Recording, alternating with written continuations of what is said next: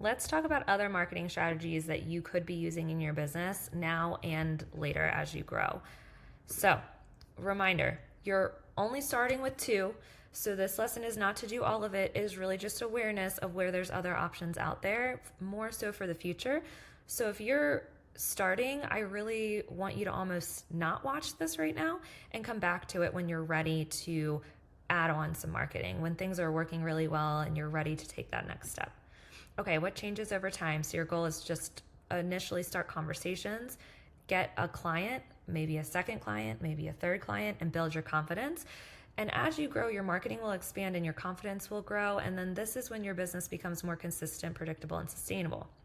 So the additional marketing channels that you can kind of add in are referrals. Awesome. Once you already have clients, you will find them being your biggest fans, referring you out, and maybe becoming your number one source of business. Email marketing inside the Income Operating System platform, you have the option to do email marketing, and you would keep this simple at first, maybe just 1 a week or something like that. That's kind of a long-term strategy to really help build your trust, confidence, and relationship with your list. And if you are doing email marketing, it's a great way to have people have a way to get onto your list. So you might add a form to your website that's join my list, hear about what's going on. If you ever need, this XYZ service, put your name and email here so we can stay in touch kind of thing. Your website SEO. So if you watched the website video, there is a section in there where you see a little bit about SEO.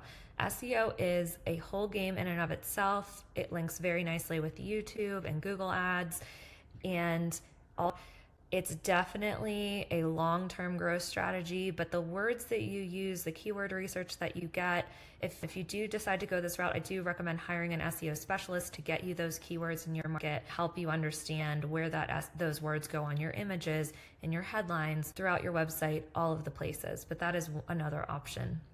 Content marketing, this is probably one of the ones you're most familiar with.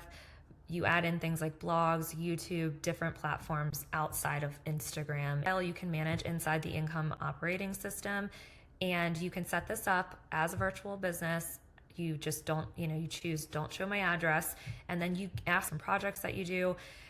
You ask for updated Google reviews every year or so. This is really going to help your business grow a lot, because when people search, let's say virtual assistant near me, or whatever it is that you're doing, or social media assistant near me, and you've been putting time into your Google My Business profile between reviews, and there is a social feed piece of that, you'll pop up, they'll find you, and they'll reach out to you, and the credibility that you have with your Google reviews will bring a lot of trust immediately.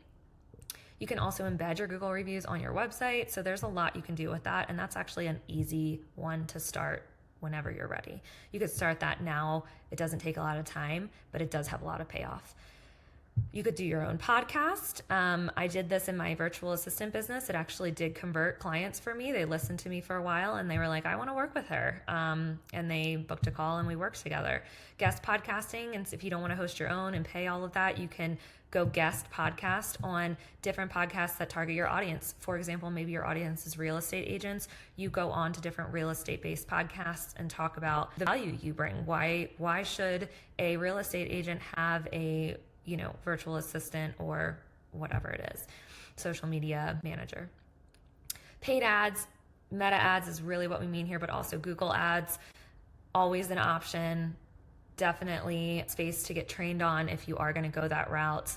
Not typically one I recommend for service-based businesses until you have built out a system and a capacity where it's not just you. If it's just you and your business, paid ads aren't usually the best way to go.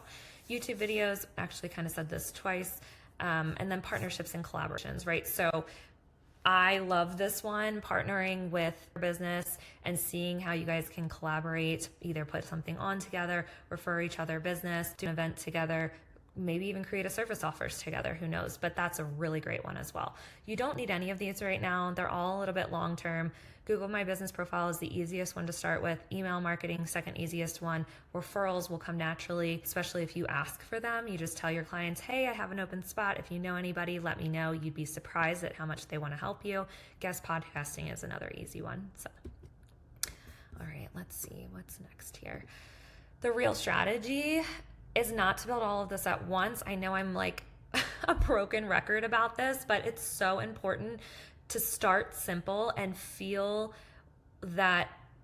Just start simple with 2 channels, get clients, feel how easy that is. And once that feels easy and repeatable and you're not even thinking about it anymore, you're just out there being visible and networking or doing whatever channels you've decided to do as a natural part of what you do with your day and your business, then you add on 1 channel as needed. And you don't need more ideas. So you just need to pick 2, do them weekly, stay consistent for 30 plus days. That's how the momentum happens and how you create your business, and then add on. Clarity creates confidence, and confidence creates momentum. You got it.